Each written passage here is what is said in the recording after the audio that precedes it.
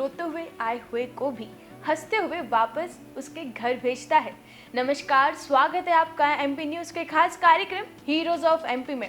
और आज हमारे साथ में ऐसे ही एक रियल लाइफ हीरो जुड़े हैं जिनका नाम है none other than doctor Anshul Agarwal sir, जो स्पाइन सेंटर के ओनर हैं, डायरेक्टर हैं। एंड सर, हम लोग आपको बहुत ज़्यादा वेलकम करते हैं, बहुत ज़्यादा कॉन्ग्रेचुलेट करते हैं, because during this whole pandemic हम लोगों ने डॉक्टर की अहमियत कहीं ना कहीं जानी है। और जो पेन की बात आती है तो पेन ऐसी चीज़ है ना जो हम लोग कोई भी सहन करना नहीं चाहता, और जब बात आती है पेन को सहन करने के लिए तो डॉक्टर्स हैं जो उसे दूर भगा सकते हैं। सर, आप जो स्पाइन के रिलेटेड जो प्रॉब्लम्स आती हैं उसमें बहुत ज़्यादा लोगों को घबराहट होती है, तो व्हाट एग्जैक्टली स्पाइन पेन का कारण होता है? क्या ये बैड सिटिंग पोस्चर के कारण सामने आता है?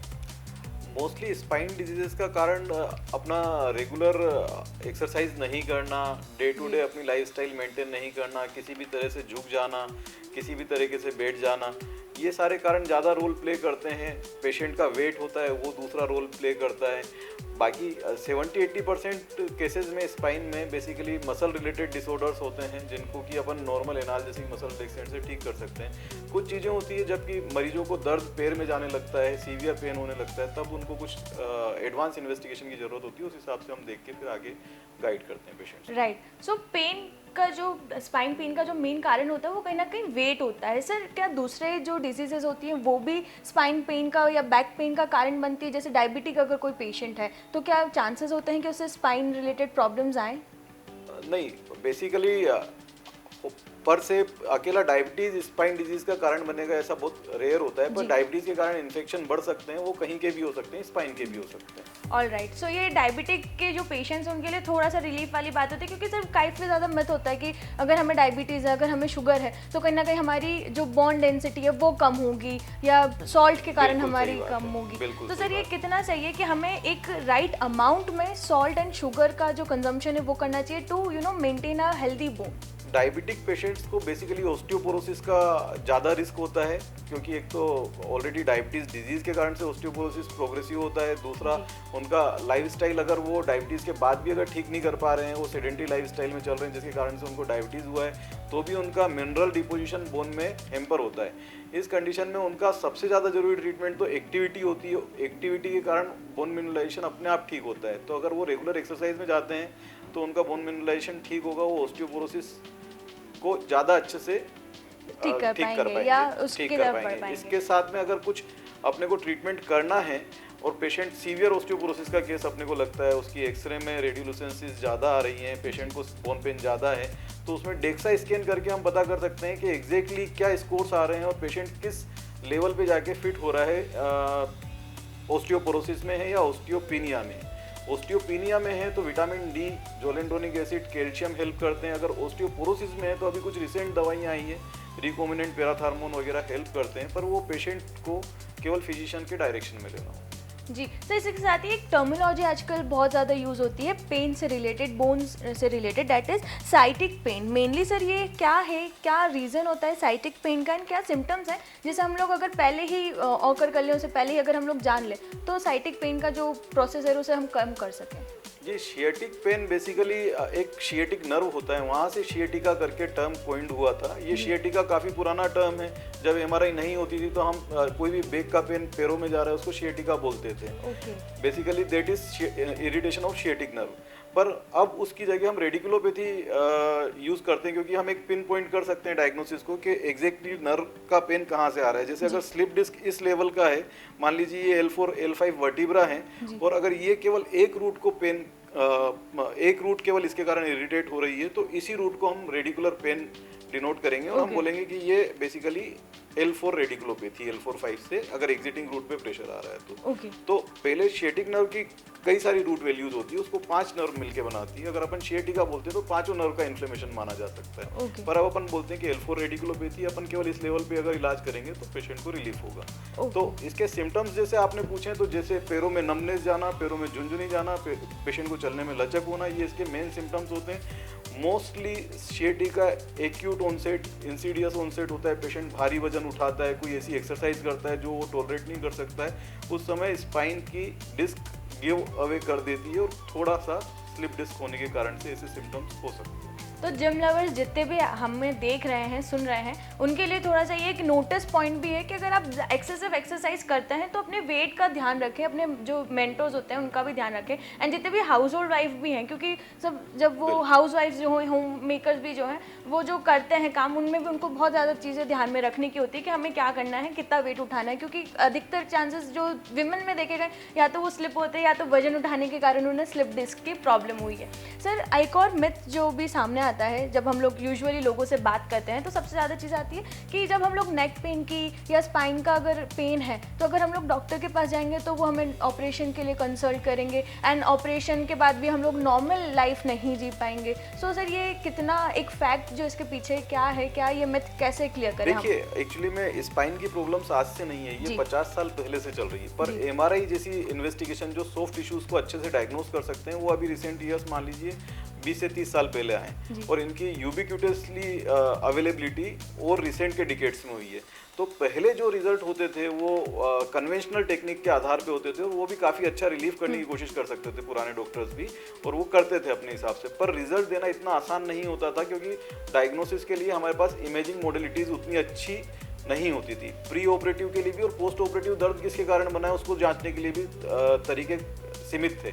आज की तारीख में एमआरआई आने के बाद ये चीज़ें बड़ी आसान हो गई है, डायग्नोसिस पिन पॉइंट हो गई है, इसी तरह से इलाज भी पिन पॉइंट हो गया है। अब एंडोस्कोपिक डिसेक्टोमी से पेशेंट को बिना बेहोश किए हम रिलीफ दे सकते हैं, जिसमें पेशेंट को बेहोश करने की जरूरत नहीं होती। मरीज डे केयर में जा सकता है, सुबह आके शाम को ट्रीटमेंट करवा के जा सकता है, इवन एक दिन के स्टे में जा सकता है। चीरा इतना बड़ा नहीं होता है, केवल एक टाँके की सर्जरी होती है, मरीज का स्टे कुछ भी नहीं होता है, उसको ऑन टेबल पता होता है कि भाई उसको रिलीफ हो गया है, जो तकलीफ उसको पैर में दर्द जा रहा था वो जा चुका है, और वो अगले दिन से चल सकता है, अपने रूटीन वर्क कर सकता है। जी सर, जब हम लोग पेन के बारे में बात करते हैं, बैक पेन जो है मेजर कॉज एक एज के बाद होता है। लाइक अगर 35 मेनली अगर आज के टाइम पे कंजर्व करें, क्योंकि आज लाइफस्टाइल ऐसी हो गई है, तो क्या हमें करना चाहिए? बिकॉज आजकल हर 32-35 के एज ग्रुप में ये कॉमन हो गया है कि उन्हें बैक पेन हो रहा है या उन्हें क्या बोलते हैं नेक पेन हो रहा है। तो मेन रीज़न क्या है और कैसे इसे प्रिवेंट करें? देखिए, नेक पेन का अभी बड़ा कारण सॉफ्टवेयर इशू, सॉफ्टवेयर फील्ड के जितने भी लोग हैं उनको नेक पेन और बैक पेन काफ़ी देखने में मिल रहा है, स्पेशली वर्क फ्रॉम होम वाले कंडीशंस में। इन लोगों को एक चीज़ जरूर करना चाहिए कि लॉन्ग ड्यूरेशन की सिटिंग्स अवॉइड करना चाहिए, लॉन्ग ड्यूरेशन का एक जैसा पोस्चर अवॉइड करना चाहिए। अगर सिटिंग आप कर रहे हैं तो कम से कम 1 घंटे में 5 मिनट का गैप लें। नेक मूवमेंट जो लगातार आप मोबाइल नीचे झुका के गर्दन को चलाते हैं वो बिल्कुल अवॉइड करना चाहिए, उससे आपकी गर्दन का जो वेट है वो काफ़ी बढ़ जाता है और आपकी डिस्क के ऊपर प्रेशर आता है, उस कारण से डिस्क गिव अवे कर देती है। हमेशा डिस्क का स्लिप होना ही जरूरी नहीं होता कि वो आपको पेन दे, कई बार गादी का फटना भी पेन करता है, जिसको हम एन्युलर टीयर बोलते हैं, और वो नॉर्मली एक्सरे में पता नहीं चलता है। उसको पेशेंट की हिस्ट्री से या तो जुडिशियसली डॉक्टर पता कर सकते हैं या फिर एमआरआई में कभी कभी दिख सकता है, नहीं तो उसके लिए आगे एडवांस इन्वेस्टिगेशन होती है जिसको हम डिस्कोग्राफी बोलते हैं, जिसमें हम डिस्क का फटना पता लगा सकते हैं, पेशेंट को ट्रीट कर सकते हैं, जिनका कि एमआरआई में भी हमें पता नहीं चल पा रहा है कि डिस्क फटी या नहीं फटी। राइट। सो ये जो लॉकडाउन के टाइम पे जब वर्क फ्रॉम होम कर रहे थे तो कई ज़्यादा ये चीज़ें सामने आ रही थी कि बैक पेन, अगर हमारी बात करें तो हमें भी बैक पेन हो रहा था, क्योंकि कंटिन्यूस सीटिंग पोस्चर में थे, कंटिन्यूस फ़ोन देखना, लैपटॉप यूज़ करना, तो उसके कारण ये आजकल बच्चों में भी कॉमन है। सर, जब हम लोग साइटिक पेन की बात कर रहे थे तो उस टाइम पे क्या प्रिवेंशन हमें करने चाहिए ताकि उसे हम लोग बचा सकें, उस चीज़ से हम प्रिवेंट कर सकें? जी, सियाटिक पेन को होने से रोकने के लिए प्रिवेंशन यही है कि आप अपना मस्कुलेचर अच्छा स्ट्रॉन्ग रखें, रेगुलर एक्सरसाइज का आदत डालें, बैक मसल स्ट्रेंथनिंग एक्सरसाइज अपने एक्सरसाइज के प्रोटोकॉल में लाएं, अपनी बॉडी की हेल्थ का ध्यान दें, वजन कम करें, अच्छा हेल्थी फूड खाएं, और रेगुलर अपना मतलब इंटरवल हमेशा रखें। लॉन्ग ड्यूरेशन सिटिंग में, चलने में, लंबी समय खड़े रहने में आप थोड़ा सा स्ट्रेचिंग बीच बीच में करते रहें। बिल्कुल सही। जो एक बात सर, जब कोविड काल जब ख़त्म हुआ ना तो सब लोग more into yoga, more into exercises, तो नाउ जब कैसे हो गया ना कि नहीं, now we have to be healthy, एक हेल्दी लाइफस्टाइल की तरफ भी बढ़ रहे हैं, so which is very motivate. Sir, एक और जो सबसे ज़्यादा चीज़ लोगों के सामने आती है कि हेल्दी बोन को कैसे बनाएं, क्योंकि बाकी सारी चीज़ों के लिए तो डायबिटिक का अगर पेशेंट है या कुछ डिजीजेज हो तो उसके लिए ऑलरेडी ये डिज़ाइन होते हैं कि आपको ये करना है वो करना है, लेकिन जब बोन्स की बात आती है तो बहुत ज़्यादा मिथ्स होते हैं जो उनको लोग नहीं जानते, अनअवेयर रहते हैं। तो वो क्या चीज़ें हैं जिनको अवेयरनेस जॉइंट से रिलेटेड या बोन से रिलेटेड लोगों को होनी चाहिए? देखिए, सबसे पहली चीज़ है कि बोन का मिनरलाइजेशन आपकी एक्टिविटी से होता है, तो आपको रेगुलर एक्सरसाइज बहुत ज़रूरी है, जिसमें हर जॉइंट का इन्वॉल्वमेंट हो, सभी जॉइंट्स का स्ट्रेचिंग बहुत ज़रूरी है। और इसके अलावा एक दूसरी चीज़ मैं आपको बताना चाहूँगा, लोग काफ़ी रनिंग करते हैं, पर रनिंग हार्ड सरफेस पे नहीं होना चाहिए, क्योंकि हार्ड सरफेस की रनिंग से आपकी डायरेक्ट कार्टिलेज का डैमेज होता है। तो अगर आप सॉफ्ट ट्रैक्स पे रनिंग कर सकते हैं तो ज़्यादा बेहतर है। इसके अलावा आपको खाने में क्या ध्यान रखना चाहिए, मेनली मिल्क दोनों टाइम होना चाहिए। कैल्शियम की आपूर्ति केवल मिल्क से होती है। इसके अलावा मिल्क प्रोडक्ट्स आपको बहुत हेल्प करते हैं, विटामिन डी, कैल्शियम, इन्हीं सब चीज़ों की ज़रूरत बोन फॉर्मेशन के लिए या बोन मिनरलाइजेशन के लिए होती है। दूसरा, सुबह खुली हवा में, खुली धूप में जो मॉर्निंग की सनलाइट होती है, उसमें अल्ट्रावायलेट रेज होती है जो विटामिन डी के कन्वर्शन में हेल्प करती है। तो आप ज़्यादा से ज़्यादा बॉडी एक्सपोज्ड वे में अगर रनिंग करेंगे तो आपका बोन का मिनरलाइजेशन और अच्छा होगा विटामिन डी की आपूर्ति के कारण से। कई सारे नेचुरल वेज हैं जो पेशेंट को हेल्प करते हैं, पर हाँ, कंडीशन ऐसी है कि पेशेंट मोस्टली अगर अपन लोग बाहर नहीं निकल पा रहे हैं तो कैल्शियम विटामिन डी का सप्लीमेंटेशन साल में 3 बार लेना जरूरी होता है। और विटामिन डी स्पेशली अगर नैनो पार्टिकल रूप में लिया जाए तो एब्जॉर्प्शन ज़्यादा अच्छा होता है। क्या बात है, ये एक जो वर्कोहॉलिक जो लोग हैं जिनको बिल्कुल भी टाइम नहीं मिलते, ये उनके लिए एक रिलीफ की बात होगी that they can have a supplement in a minimal way, ताकि वो आगे कंटिन्यू कर पाए। सर, आपके पास इतने सारे पेशेंट्स आते होंगे स्पाइन प्रॉब्लम से रिलेटेड, स्लिप डिस्क से रिलेटेड, नेक पेन से रिलेटेड। सर, इनमें से कोई एक ऐसा पेशेंट का किस्सा अगर आप हमारे दर्शकों से शेयर करना चाहो, जो, क्योंकि सर ये वाले पेन होते हैं ना वो थोड़े से लॉन्गर पीरियड के टाइम के होते हैं, ज़्यादा जल्दी अच्छे तरीके से ठीक नहीं होते हैं, बहुत ड्यूरेशन जाता है। तो सर, कोई एक ऐसा किस्सा जो आप हमारे दर्शकों को शेयर करना चाहें जो आपके लिए भी बहुत मेमोरेबल हो, जिसमें आपको अप्रिशिएट किया हो? बिल्कुल, हमारे एक खाते गांव से पेशेंट आए थे, काफ़ी परेशान थे, उन्हें हमारे किन्हीं पुराने पेशेंट नहीं भेजा था। तो वो जब आए थे तब उनको दर्द काफ़ी था, पैरों में झुनझुनी थी, उनकी इमीडिएट एमआरआई करवाई गई। 1 महीने पहले की तकलीफ थी, उसमें हमें एक L5-S1 पे डाउन माइग्रेटेड डिस्क दिखा। उस डाउन माइग्रेटेड डिस्क के लिए हमने बोला कि भाई हम आपका एंडोस्कोपिक सर्जरी करेंगे, इससे आपको अगले दिन रिलीफ होगा। तो वो उनके लिए थोड़ा सा आसान बचने वाली बात नहीं थी। बोला एक तो स्पाइन की सर्जरी कर रहे हैं, बोले दूरबीन से करेंगे और अगले दिन आराम हो जाएगा, आज तक तो हमने ऐसा देखा नहीं। पर जब वो कन्विंस हुए, उन्होंने वो सर्जरी करवाई, तो वो मतलब क्या बहुत अभिभूत थे इन सब चीज़ों से कि इतना अच्छा हुआ। वो उसके बाद हमें एक वीडियो रिव्यू बना के देखे गए कि हमें आपके यहाँ के अच्छा लगा, हमारा दर्द अगले दिन चला गया था, झुनझुनी भी चली गई थी। और महीने 2 महीने जो नॉर्मल प्रिकॉशन वाले डेज रहते हैं, मतलब रूटीन एक्टिविटीज़ नेक्स्ट डे से चालू होती है, उसके बाद वो लगभग खेती बाड़ी का काम उन्होंने पूरा चालू कर दिया था। अभी भी वो काफ़ी पेशेंट्स के साथ आते हैं और बहुत खुश होते हैं। सर, मेरे ख्याल से यही है कि आपके लिए एक अवार्ड से कम नहीं होगा ये चीज़, जब एक पेशेंट आपको इतने अच्छे तरीके से अप्रिशिएट करे, दैट टू एक उनकी नॉर्मल लाइफ में। क्योंकि लोगों को अक्सर ना ये वहम होता है कि अगर हम लोग ऑपरेशन करवाएंगे तो हम लोग हमारे बैक टू नॉर्मल लाइफ में जैसे पहले काम करते थे वैसे नहीं कर पाएंगे। ये बहुत बड़ा मिथ है जो सर ने आज बहुत अच्छे एक एग्जाम्पल के साथ क्लियर करा कि उनकी सर्जरी भी हुई, नेक्स्ट डे से ही वो बहुत अच्छे से अपने रूटीन वर्क करने लगे। एंड 2 महीने में तो खेती बाड़ी का काम, कितना हार्ड वर्किंग वर्क होता है, वो उन्होंने शुरू करा। तो that is a very huge thing, amazing and hats off to you. Sir, इसी के साथ ही मैं जानना चाहूँगी कि Sparsh centre for spine endoscopy and advance pain management बाकी सेंटर से कैसे अलग है?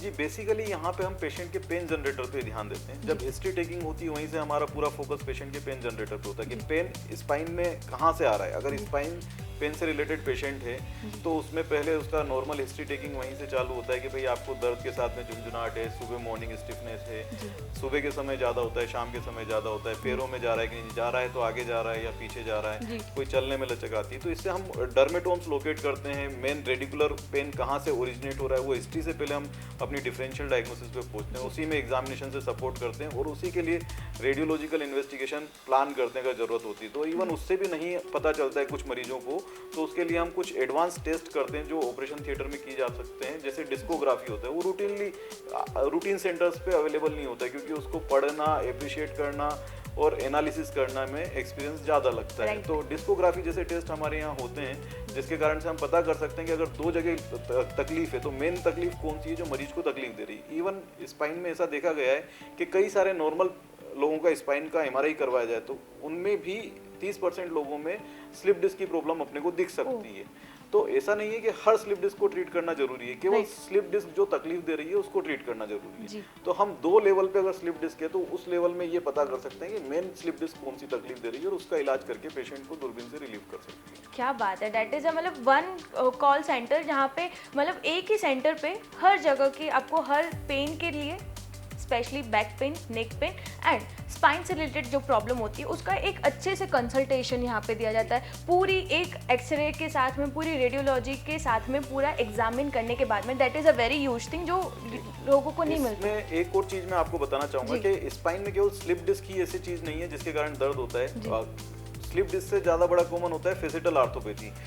जो छोटे छोटे जोड़ होते हैं इवन स्पाइन में, अगर डिस्क को देखा जाए तो डिस्क आपको इस तरह से दिखता है, ये स्लिप डिस्क वाला पार्ट है, ये अपन समझ चुके हैं। फेसेट हम इन जोड़ों को बोलते हैं। छोटे जोड़ों पे पूरा वजन आता है शरीर का और इसी के कारण से हमारा लचीलापन होता है कि हम आगे झुक पाते हैं, पीछे जा पाते हैं, और इसकी बनावट सेम टू सेम अपने घुटने के जोड़ जैसी होती है।